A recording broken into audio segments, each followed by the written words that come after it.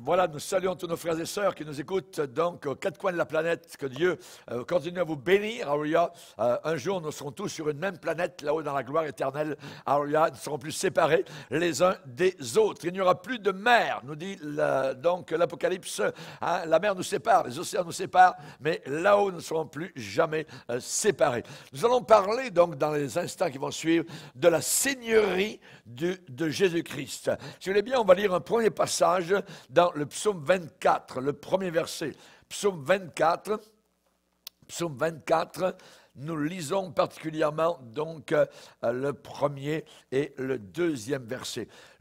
À l'Éternel, la terre et ce qu'elle renferme, le monde et ceux qui l'habitent, car il l'a fondé sur les mers et affermi sur les fleuves.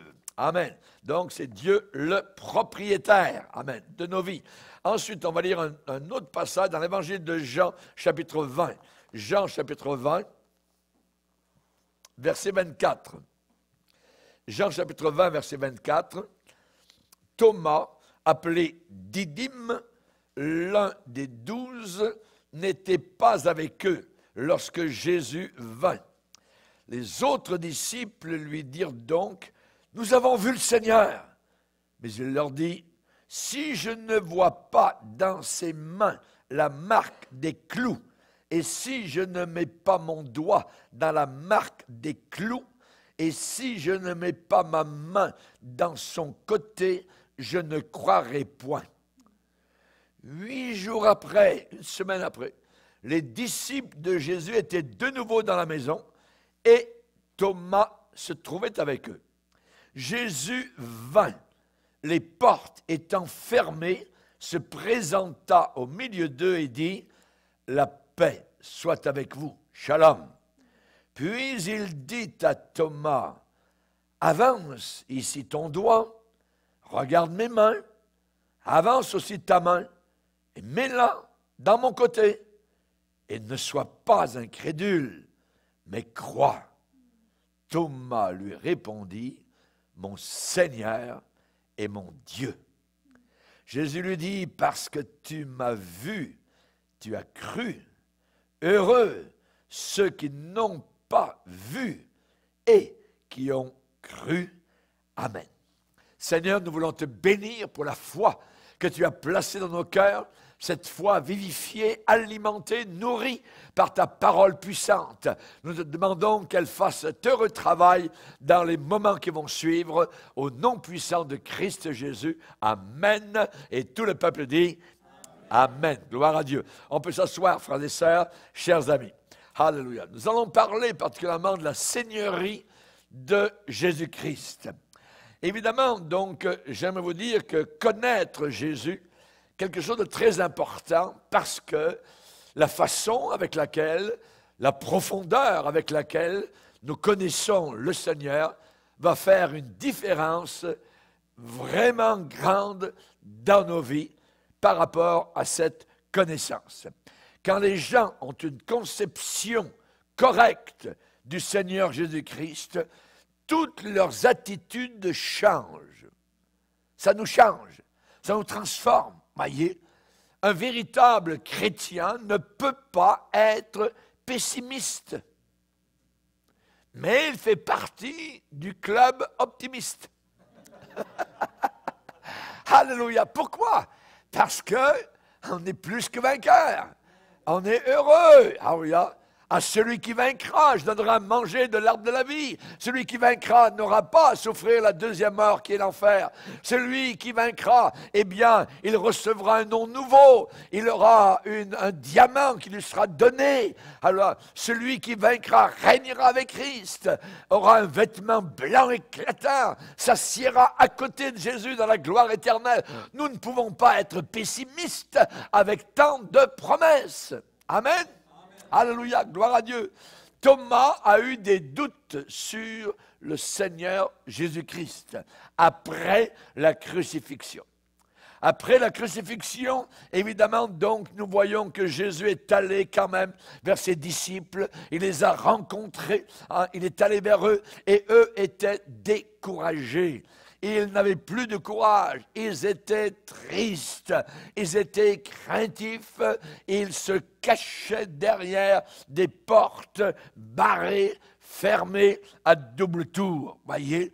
Et voilà que le Seigneur les a changés, les a métamorphosés en des gens heureux. Il les a transformés en des gens joyeux.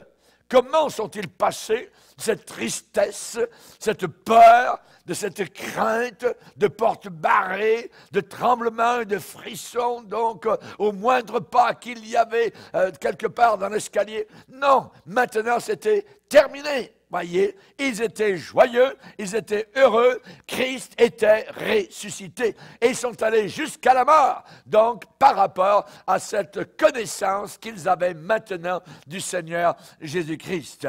Et pour Thomas, lorsque Thomas n'était pas là, lorsque Christ est apparu, et donc quand les autres lui ont parlé de Jésus, qu'il était ressuscité donc des morts, Thomas a dit non, moi j'ai les deux pieds sur terre, donc vous êtes trop la tête dans les nuages, tout ça, non, vous avez eu des hallucinations, donc si je ne vois pas donc la marque des clous, amen, si je ne mets pas mon doigt dans la marque des clous, si je ne mets même pas ma main dans son côté, donc je ne croirai pas ce que vous me dites, voyez.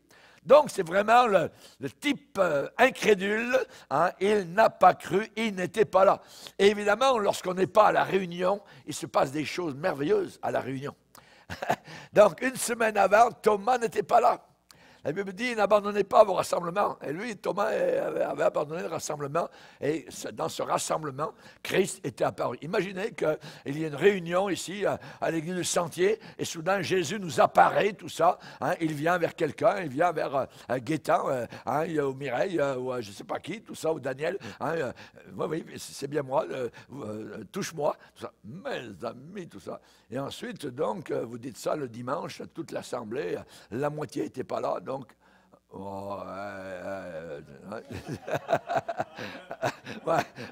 donc tu charries un peu, ainsi de suite. Non, mais c'est exactement donc, ce qui s'est passé avec le cas de Thomas. Donc, quand les autres lui ont parlé que Jésus était ressuscité, moi, je veux voir. Vous voyez, si je ne vois pas, je ne croirai pas. Ça ressemble à beaucoup de personnes qui veulent voir pour croire.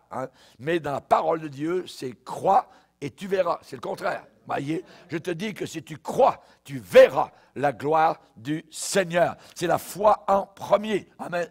Et voilà que 8 jours plus tard, donc, il y a un autre rassemblement. Les disciples sont là. Et de nouveau, Jésus, donc, arrive, les portes étant barrées.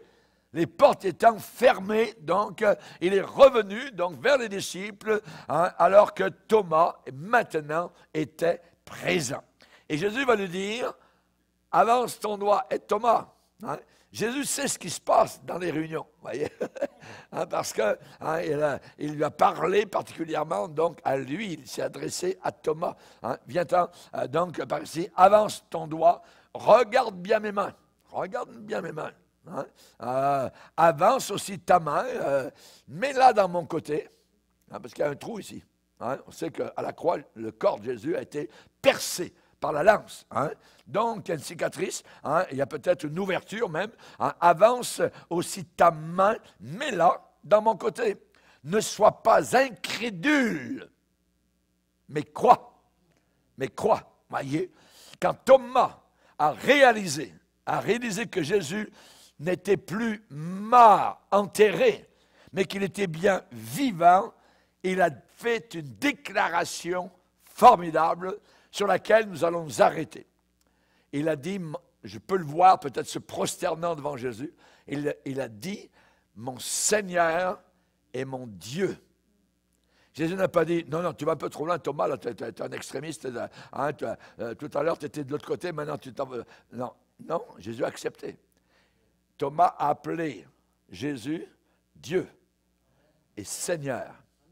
Seigneur, voyez, mon Seigneur et mon Dieu. Alors, il a réalisé que Jésus-Christ était victorieux sur l'enfer, sur la mort, sur le diable, sur les démons, sur le tombeau. Amen, gloire au Seigneur, que, évidemment, donc, auparavant, Thomas ne croyait pas cela. Hein.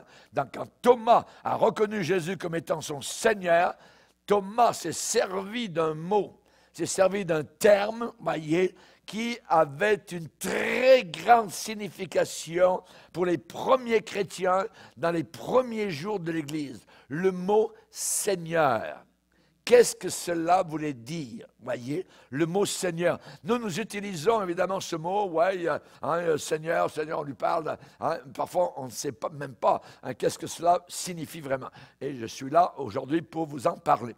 Là, le mot Seigneur véhicule différentes idées. Le mot Seigneur véhicule l'idée de divinité et aussi d'appartenance, de possession. Les premiers chrétiens avaient beaucoup de discernement lorsqu'ils utilisaient l'expression « le Seigneur ». Le Seigneur, voyez, un juif particulièrement, eh bien, n'utilisait pas ce mot Seigneur, à moins d'avoir accepté véritablement s'être repenti de ses péchés, il pouvait dire que Jésus-Christ était son Seigneur. Son Seigneur. Pourquoi? Parce que dans l'Ancien Testament, le mot Seigneur était utilisé pour Dieu lui-même. Le mot Seigneur, ça voulait dire Dieu.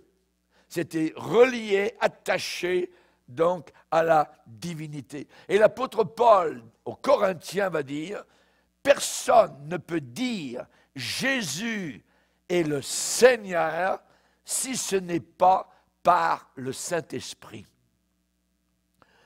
Nous disons Jésus est le Seigneur parce que nous avons le Saint-Esprit. Qu'est-ce que ça veut dire? Ça veut dire qu'il est Dieu et je lui appartiens, je lui dois absolument tout. C'est ça, Seigneur. Hein? Et évidemment, quand aujourd'hui, les gens, la religion nous a, je dirais, habitués à prendre ce mot à la légère. Vous voyez, le Seigneur, tout ça, oui, Seigneur ici, Seigneur là. Vous voyez, Jésus a dit, ce ne sont pas tous ceux qui disent Seigneur, Seigneur, qui entreront dans le ciel, mais uniquement ceux qui font la volonté de mon Père.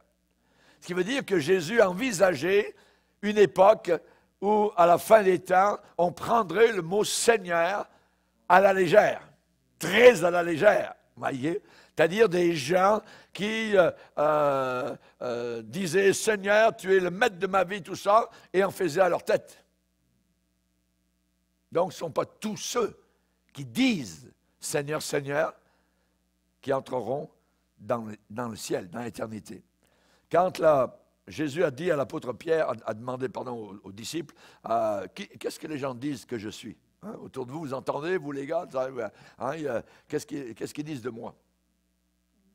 Et l'apôtre Pierre, porte-parole des autres, a dit, tu es le Christ, tu es le Christos, tu es le Kurios en grec, hein, ça veut dire tu es le Seigneur, tu es le Messie, tu es Dieu en chair.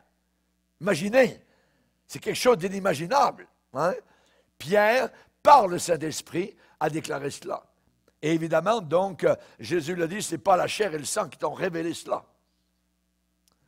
Et là, on voit particulièrement que l'apôtre Paul lui-même dit, nous ne nous prêchons pas nous-mêmes. C'est Jésus-Christ, le Seigneur, que nous prêchons. Ce n'est pas Jésus-Christ, c'est Jésus-Christ, le Seigneur, que nous prêchons. Quand on est sauvé, on se repent de nos péchés, nous venons à la croix, mais nous acceptons Jésus-Christ, pas seulement comme celui qui nous a sauvés, mais nous l'acceptons aussi comme étant le Seigneur. Ça veut dire le patron maintenant de nos vies que nous lui avons abandonné. Amen. C'est ça que cela veut dire. Et Paul va dire dans Romains chapitre 10, si tu confesses de ta bouche, pas Jésus, le Seigneur Jésus, tu seras sauvé. Si tu confesses de ta bouche le Seigneur Jésus, tu seras sauvé. Donc j'aimerais mettre l'emphase sur ce que veut dire la seigneurie de Jésus. Nous l'avons chanté tout à l'heure, voyez, que l'on adore le Seigneur notre Dieu, qu'on lui rende sa louange. Il est créateur, voyez, il est Seigneur, il n'y en a pas d'autre. Seul patron, seul maître de l'univers, voyez. Hein? Et aucun gentil, je dirais, ne pouvait utiliser ce mot à moins qu'il, je dirais, ait arrêté, stoppé d'adorer au 1er siècle l'empereur romain. Parce que l'empereur romain se nommait Seigneur. Il se nommait le Kurios, le Seigneur. Donc tous les chrétiens arrivaient en opposition au gouvernement dans lequel se trouvaient. Parce qu'on demandait que tout le monde reconnaisse que César à Rome était le Seigneur. Vous voyez l'implication? Et parfois arrivait un soldat romain, un général romain au milieu d'une église et arrivait avec une statue donc de César et avec donc à côté une petite tablette où l'on devait donc offrir de l'encens à César. Et les chrétiens devaient venir en avant et reconnaître que César était le Seigneur. Et je dirais 90% des chrétiens risquaient la mort s'ils s'avançaient simplement, voyez, et disaient non, il n'y a que Jésus qui est le Seigneur. Vous voyez les implications? Et aujourd'hui, dans le monde dans lequel nous sommes, ça n'a pas changé. Si nous ne reconnaissons pas les homosexuels, les LGBT comme étant des gens, je dirais, chrétiens, tout en gardant leur vice et leur perversion, eh bien, donc, nous sommes mis à mort, nous sommes d'une certaine manière mis de côté, et on peut fermer l'église, on pourra bientôt, je ne sais pas ce qui peut arriver, mais nous ne reconnaîtrons jamais, évidemment, donc, ces choses-là. Mais les premiers chrétiens ne reconnaissaient que Jésus comme étant le Seigneur. Et nous avons des priorités que nous ne pouvons pas, je dirais, passer par-dessus, c'est impossible. À Babylone aussi, on a mis à l'épreuve la foi, donc des croyants. Daniel et ses amis donc n'ont jamais voulu plier les genoux devant la statue de Nebuchadnezzar. Simplement un pliage de genoux, voyez, ou ne pas plier le genou, eh bien, vous risquez la mort. Donc, c'est aussi simple que cela. On arrive et notre foi, je pense, tant qu'on est sur la terre, va être mise à l'épreuve. Et ça va faire tout un tri dans l'Église. Là, évidemment, nous nous en remettons totalement, complètement, je dirais, entre les mains du Kurios, le seul Seigneur, amen, qui nous déclare que les LGBT ne sont pas sauvés s'ils ne se repentent pas de leurs péchés. Amen. Nous acceptons ces gens-là, nous les aimons, voyez. S'ils se repentent de leurs péchés, s'ils changent, évidemment, leur manière, leur façon donc de vivre. Mais s'ils ne changent pas, eh bien, s'ils veulent dire, mais moi je suis chrétien, tout en étant donc dans ce domaine-là, eh bien, c'est inacceptable, évidemment, devant le Seigneur de gloire, et nous ne pouvons pas donc déroger de cela. Jésus est le Seigneur. La seigneurie de Christ est très, très important, voyez. Donc, les adorateurs de Jésus-Christ, eh bien, utilisaient l'expression « le Seigneur ». C'était ou bien une chose, ou bien une autre chose. C'était ou bien Seigneur César, ou Seigneur Jésus. C'était l'un ou l'autre. Et d'après votre choix, c'était la mort, si vous restiez fidèle à la parole de Dieu. C'était la reine, on vous emmenait dans les prisons, devant les lions, et vous rentiez chez vous au ciel. Alléluia, gloire au Seigneur. Donc, ça ne pouvait pas être les deux à la fois. Ça ne pouvait pas être le Seigneur César et le Seigneur Jésus. C'était l'un ou l'autre. Dans les dernières heures d'un homme de Dieu, un pasteur appelé Polycarpe, un des premiers martyrs chrétiens, en l'an 155 après Jésus-Christ. Cet homme pieux a été amené dans l'arène. Et le proconsul romain, c'est-à-dire le gouverneur de la province, lui a demandé vivement de renier Christ et il serait libéré.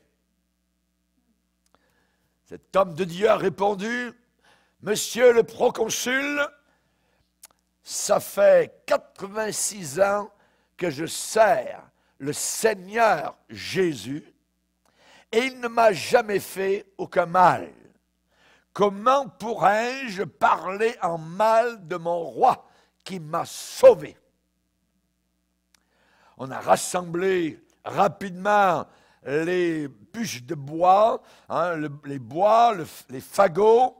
On a placé Polycarpe au-dessus de la pile et c'est là que Polycarpe a scellé avec courage et dignité son témoignage par le martyr. Tout ce que Polycarpe avait à faire, c'était simple. Si vous voulez être sauvé, avoir la vie sauve, appelez César son Seigneur. S'il avait appelé César son Seigneur, alors c'était terminé, il était libre. Mais il aurait renié le Seigneur Jésus. Et sa vie aurait été épargnée, mais non, il n'a jamais voulu donc renier le Seigneur et il a fait savoir à ses bourreaux, à ses persécuteurs que Jésus-Christ était son Seigneur. Quand l'apôtre Paul se nomme lui-même esclave de Jésus-Christ, esclave, doulos, voyez, il veut dire que Jésus est son Seigneur. Dans le sens le plus strict du terme, dans le sens le plus complet du terme. Il va dire Paul, serviteur de Jésus-Christ, mis à part pour annoncer l'Évangile. Paul voulait dire qu'il était la propriété de Jésus-Christ, corps, âme et esprit, et que Jésus avait un droit absolu, donc, de régner sur chaque détail de sa vie. C'est ça que ça veut dire, Seigneur. Il est mon Seigneur. Ne savez-vous pas que vous ne vous appartenez pas à vous-même, puisque vous avez été racheté à un grand prix. Et celui qui achète un produit, le produit lui appartient. Nous avons été achetés par le Seigneur et nous appartenons à ce nouveau propriétaire. Il peut faire de nous ce qu'il veut, comme il veut, quand il veut. Amen.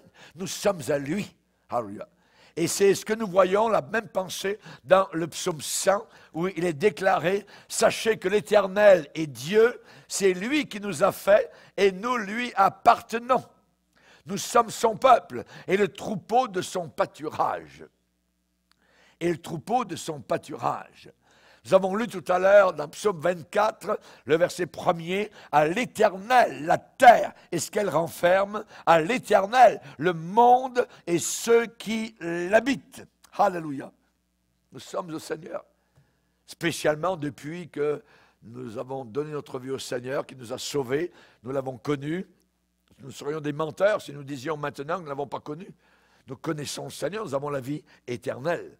Que l'on adore le Seigneur notre Dieu et qu'on lui rende sa louange. Il a créé la terre, il a étendu les cieux, sa gloire se révèle là-haut dans le ciel, sa grandeur se manifeste partout sur la terre. Il est Seigneur. Il est Seigneur, il est Kyrios, il n'y en a pas d'autre. Gloire à Dieu. Et nous allons jusqu'à la fin, alors quelle que soit l'épreuve de notre foi, le servir parce qu'il est le Seigneur. N'oubliez jamais que Satan est un voleur. Un voleur, voyez, il nous réclame, il veut nous ravoir dans son camp. Et c'est ce que Jésus a dit à l'apôtre Pierre. Simon, Simon, Satan vous a réclamé pour vous cribler comme du froment. Mais j'ai prié pour toi. Il y a une bataille, il y a une lutte quelque part. Et Christ, dans son intercession, eh bien, a permis que Pierre garde la foi. Et on le sait plus tard, évidemment, il aurait pu perdre la foi, comme Judas. Vous voyez, les deux ont trahi, mais il y en a un qui en est ressorti, et qui est au ciel aujourd'hui. Il nous a écrit 2 merveilleux épîtres, parce que le Seigneur avait prié pour lui, pour que sa foi ne défaille pas. Gloire au Seigneur. Il s'est repenti, l'apôtre Pierre. Lorsque Pierre est arrivé dans la maison de Corneille, particulièrement, eh bien, il a mis l'emphase sur la même vérité. Il a déclaré dans Actes chapitre 10, il a dit spécialement à la foule qui était là devant lui, tous des non-juifs, il leur a dit, Dieu a envoyé la parole aux fils d'Israël en leur annonçant la paix par Jésus-Christ qui est le Seigneur de tous. Qui est le Seigneur de tous, qui est le patron de tous, qui est le maître de tous, qui est le Dieu, amen, de tous. Merci Seigneur. Lorsque Pierre, le jour de la Pentecôte, a prêché Christ, particulièrement devant ces milliers de personnes, il a dit la même chose, que toute la maison d'Israël sache donc avec certitude que Dieu a fait Seigneur et Christ, ce Jésus que vous avez crucifié. Il l'a fait Seigneur et il l'a fait Christ, qui veut dire loin, loin de Dieu. Alléluia. Merci Seigneur. Nous voyons particulièrement la différence des personnes de la Trinité, même dans l'Ancien Testament, où nous voyons dans le psaume 2, lorsque David a écrit le psaume 2, il parle évidemment donc de Dieu le Père et de Dieu le Fils. Il dit devant la rébellion du monde. Il dit, pourquoi ce tumulte parmi les nations, ces pensées vaines, parmi les peuples, parmi les païens. Ils disent, les païens, brisons leurs liens, délivrons-nous de leurs chaînes, on veut la liberté, et ainsi de suite. Et celui qui siège dans les cieux rit, il rit. Le Seigneur se moque d'eux, puis il leur parle dans sa colère, et les épouvante dans sa fureur. Qu'est-ce qu'il déclare? C'est moi qui ai oint mon roi sur Sion, ma montagne sainte. Nous avons ici le Père et le Fils. Le Père dit, c'est moi qui ai oint mon roi. Qui est ce roi? Le roi de gloire, Jésus-Christ. Amen. Donc, c'est moi qui ai oint mon roi. Merci Seigneur. Il est le Seigneur. Il est le Seigneur. Quand les croyants, quand les chrétiens reconnaissent Jésus comme le Seigneur de leur vie, ils reconnaissent qu'ils ne s'appartiennent plus maintenant personnellement. On appartient à Jésus, au Seigneur. Nous sommes à lui. Alléluia. Gloire au Seigneur. Nous avons été rachetés par son précieux sang. Pas par de l'or ou de l'argent, voyez, mais par le sang précieux de Christ. Et nous réalisons évidemment qu'aucune des choses que nous possédons ne sont vraiment à nous. Tout est à lui. Les premiers chrétiens, il est dit dans la Bible, dans Acte 4, personne ne disait que ses biens lui appartenaient en propre. Parce qu'ils avaient peut-être des biens, ils avaient des possessions, ainsi de suite, mais ils reconnaissaient que tout ce qu'ils avaient venait de Dieu, du Seigneur. Tout est à lui. Tout est à lui. On rend à César, au gouvernement, ce que le gouvernement nous demande, et on rend à Dieu ce qui appartient à Dieu. Rendez à César ce qui est à César et à Dieu ce qui est à Dieu. Maintenant, la volonté de Dieu devient la nôtre. Amen. Amen.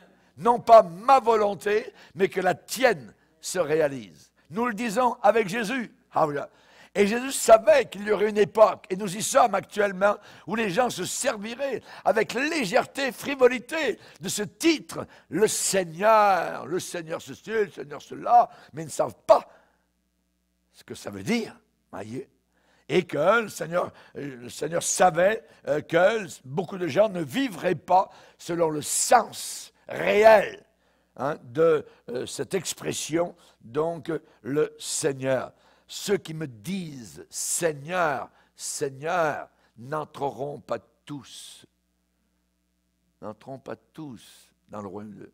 Seigneur, n'avons-nous pas fait des miracles? Seigneur, n'avons-nous pas... Seigneur, oui, je ne vous ai jamais connu.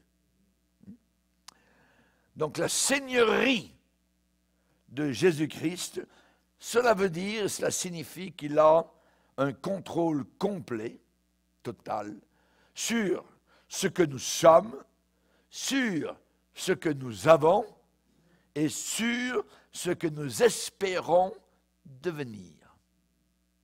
Tout est à lui. Tout lui appartient.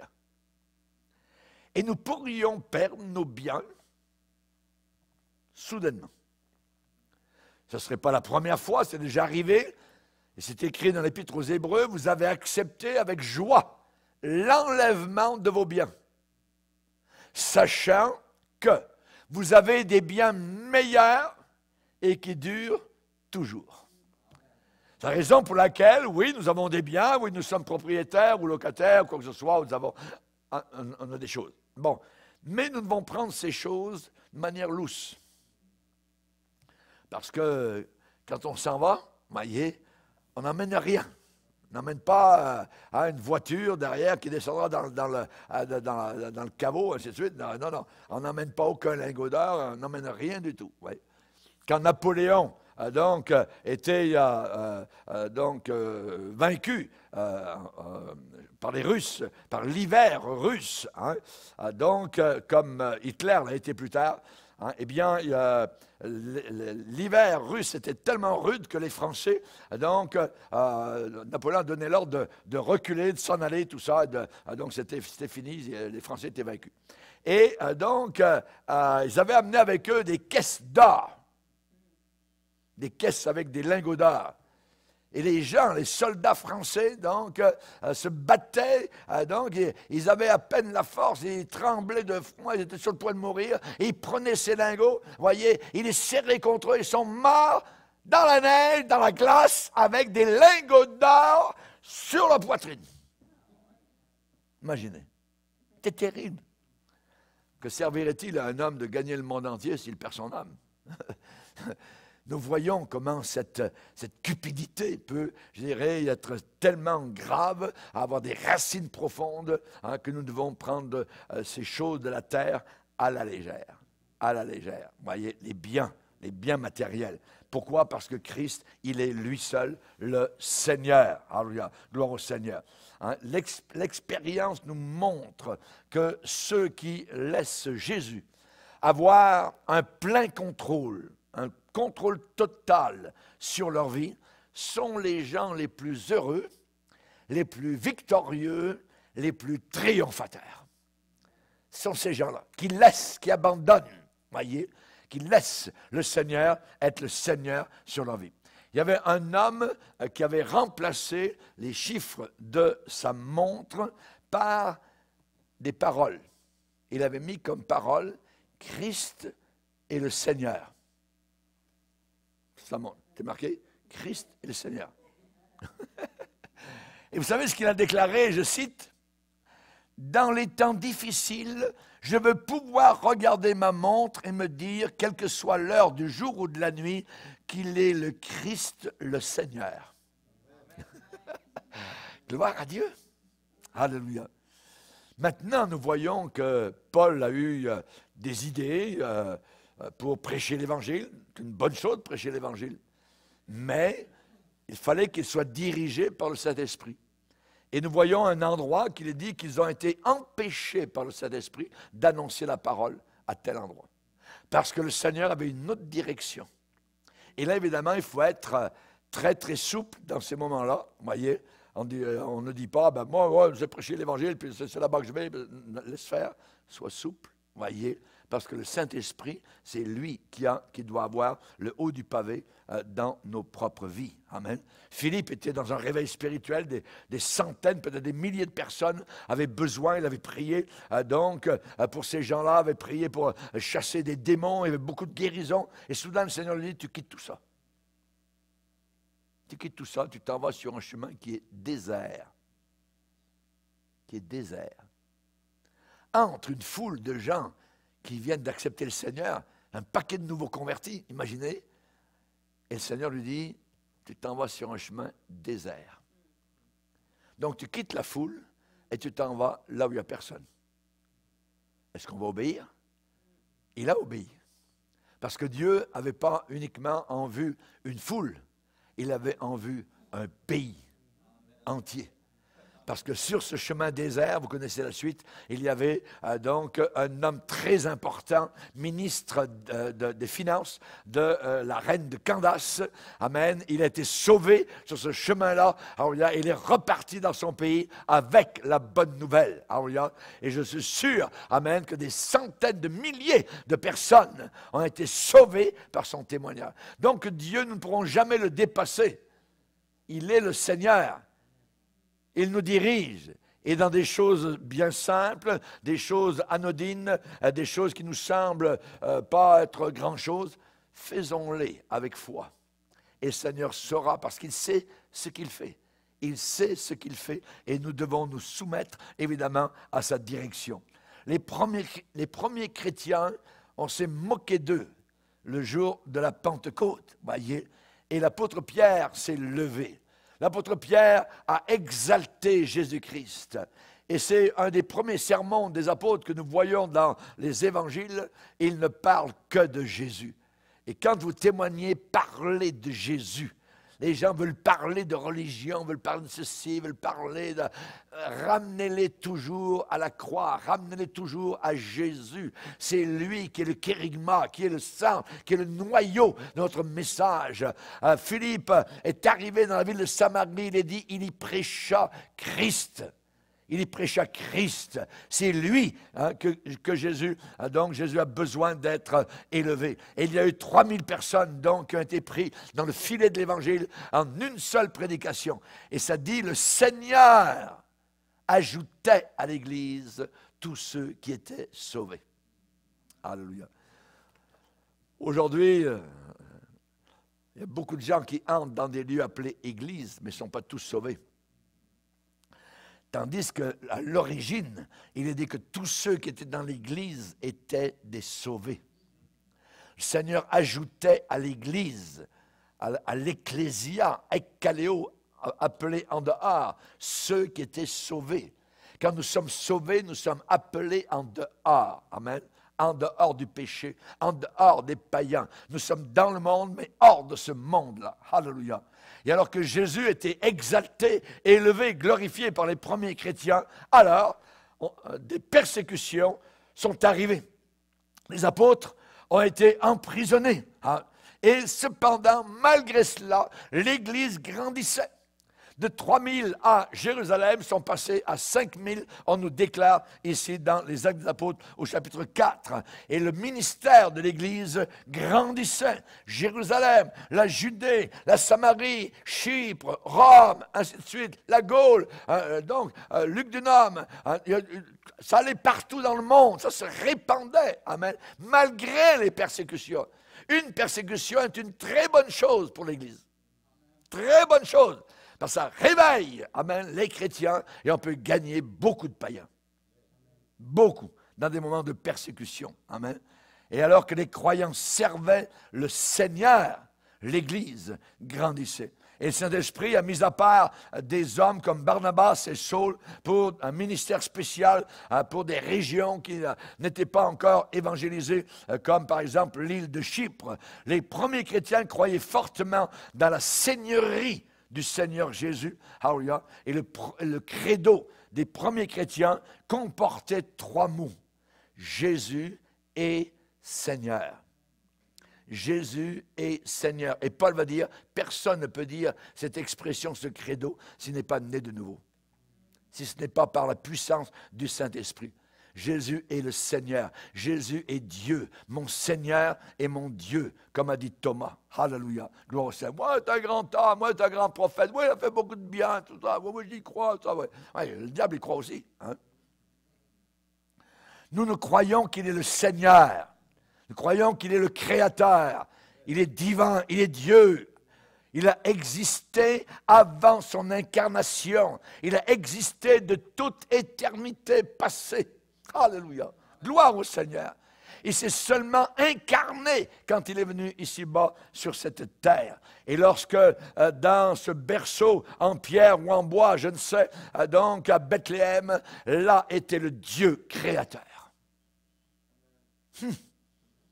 Je dois croire cela. Et je dois pouvoir dire Jésus est le Seigneur. Les premiers chrétiens croyaient à cela.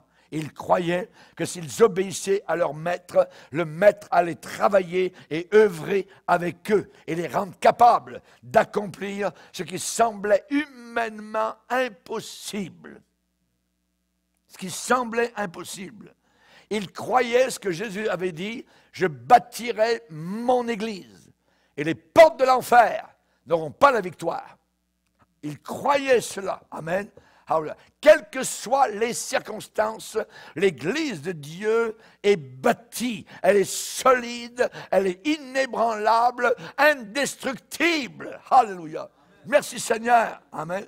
Et évidemment, ils croyaient que lorsque l'apôtre Paul disait que Jésus présenterait donc devant le Père une Église glorieuse, cela ne voulait pas dire ni signifier s'il n'y a pas d'opposition. Non, non, non. Malgré l'opposition, en dépit de l'opposition, malgré les persécutions, le Seigneur va présenter cette Église sainte, pure, devant le Père et glorieuse. Alléluia. Gloire au Seigneur. Ce que le Seigneur faisait dans les premiers jours de l'Église, eh bien, il peut le faire encore aujourd'hui. Puisque Jésus est le même hier, aujourd'hui et éternellement. Amen. Le déversement du Saint-Esprit est quelque chose de formidable. Alléluia, gloire au Seigneur.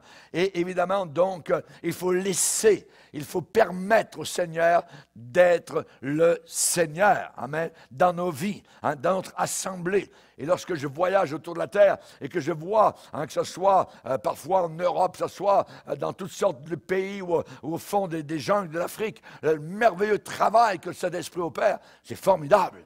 C'est formidable, voyez, c'est ce que Dieu fait actuellement dans les derniers jours.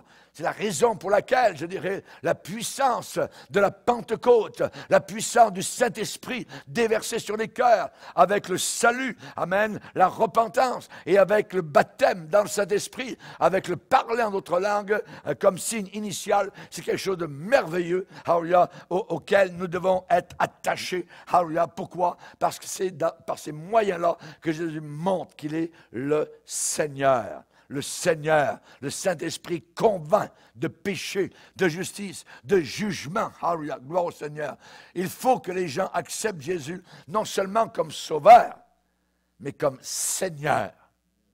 Il y a des gens qui disent, moi j'ai accepté Jésus comme sauveur, oui, mais plus tard, peut-être dans 1 an, 5 ans, je vais l'accepter comme Seigneur. Non, non, non, non. Le moment où on s'est repenti, où on est sauvé, nous acceptons Jésus à la fois comme sauveur et comme Seigneur, comme patron. Il conduit maintenant, il dirige. Alléluia. Amen.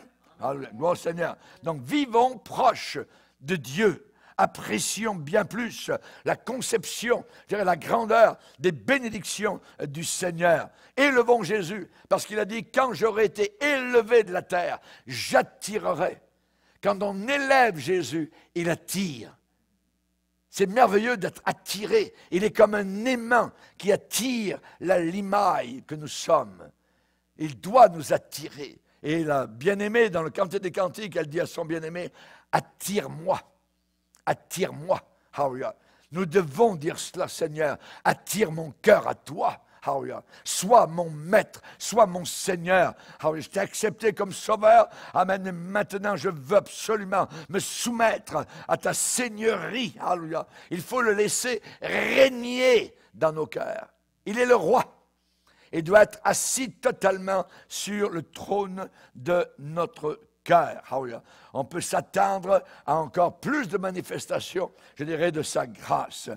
Il y a une promesse dans la parole de Dieu, dans Ésaïe, où le Seigneur est en train de nous parler, et il dit, ne pensez plus aux événements passés.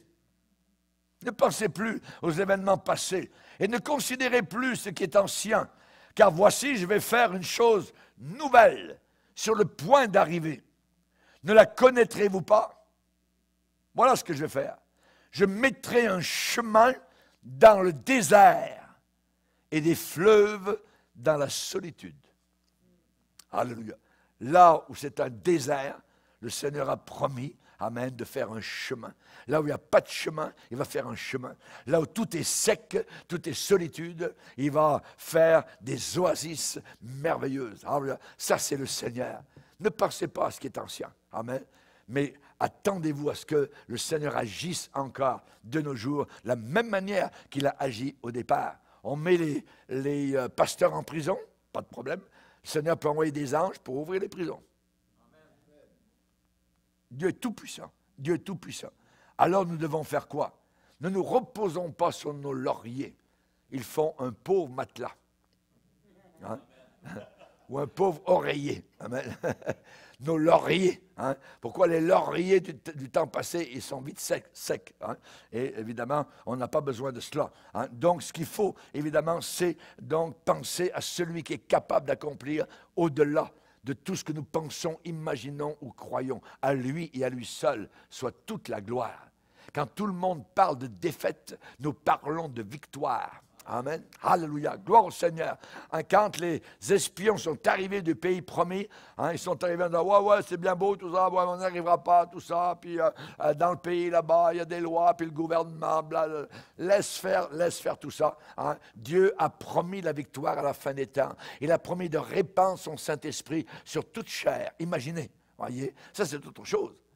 Hein, ça c'est la foi. Et quand nous parlons foi, notre cœur bondit, notre cœur réagit, on est élevé. Avec Dieu, tout est possible. Quand je parle de défaite, quand je parle d'incrédulité, je suis comme Thomas. Je suis triste, je suis abattu, je suis découragé. Ah, il est mort, il ne pourra rien faire. On l'a enterré, c'est fini. Et puis aujourd'hui, c'est passé, il n'y a plus de miracle, il n'y a plus de guérison. Laisse faire les Thomas. Amen. Il faut que nous puissions dire, mon Seigneur est mon Dieu. Alléluia. Je m'incline devant toi et je veux travailler avec toi. Et la Bible dit, le Seigneur travaillait avec eux, confirmant la parole par les signes et les miracles qui suivaient, alléluia, la prédication de l'Évangile. Gloire au Seigneur. Amen. Alors, il y a des gens qui disent, pourquoi Jésus est venu dans le monde? Hein? Qu'est-ce qu'on répond? Ben, on répond comme tout le monde, vous voyez, automatiquement, il y a beaucoup de personnes qui répondent, ben, il est venu pour sauver les gens du péché. C'est vrai. Mais ce n'est qu'une partie de la réponse. Et je vais vous donner la réponse complète. On va aller la lire dans Romains 14. Romains 14.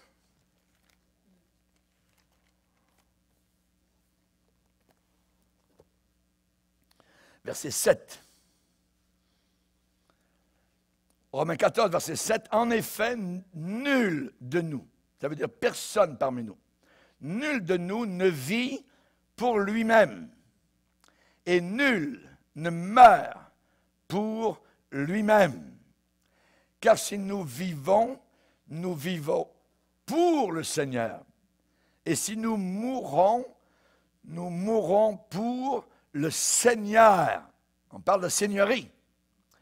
Soit donc que nous vivions, soit que nous mourions, nous sommes au Seigneur. Car, et écoutez bien le verset 9, car Christ est mort et il a vécu afin de dominer sur les morts et sur les vivants. Il est venu sauver les pécheurs, mais il est venu pour être le Seigneur. Et un Seigneur domine. Alléluia. Gloire au Seigneur. Donc, on voit l'élément de réponse, je dirais supplémentaire. Jésus est venu, oui, pour sauver les pécheurs. Et il a dit lui-même, je ne suis pas venu pour condamner le monde, je suis venu pour sauver le monde. Mais il est venu aussi nous dire, Romains 14, Christ est mort, il a vécu afin de dominer sur les morts et sur les vivants. Alléluia. La version anglaise dit that he might be Lord, pour qu'il puisse être Seigneur, pour qu'il puisse être Seigneur, dominer, qu'il puisse être le Seigneur sur les morts et sur les vivants. Être le Seigneur, dominer. Que nous servions Jésus-Christ ou pas, ça ne change absolument pas le fait qu'il est Seigneur. Hallelujah. Et donc, on sait que l'apôtre Pierre, à la Pentecôte, a mis l'emphase sur cette certitude. Sachez avec certitude que Dieu a fait Jésus-Christ Seigneur et Christ. Il l'a fait Seigneur. Hallelujah. La question maintenant, sommes-nous de véritables fidèles et de bons serviteurs du Seigneur? Est-ce que nous acceptons sans réserve la souveraineté absolue, la domination absolue de Jésus-Christ sur chaque facette de notre vie? C'est ça, le Seigneur. Jésus va respecter notre volonté libre. Il ne nous forcera pas, il ne tordra pas ni le cou ni le bras, voyez. Il respecte la volonté libre de l'homme. Il ne force pas son règne sur nous, ni sur personne. Mais comme Jésus doit être heureux, et il dirait même joyeux, quand il voit son peuple qui dit, Seigneur, où tu veux, comme tu veux, quand tu veux, je suis à toi, tu es mon Seigneur. Amen.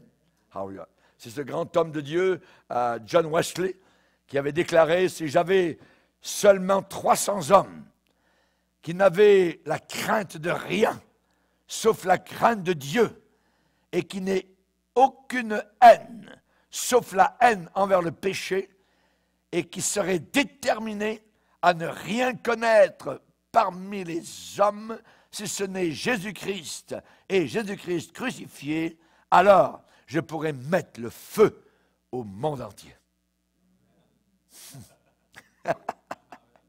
Alléluia, gloire au Seigneur.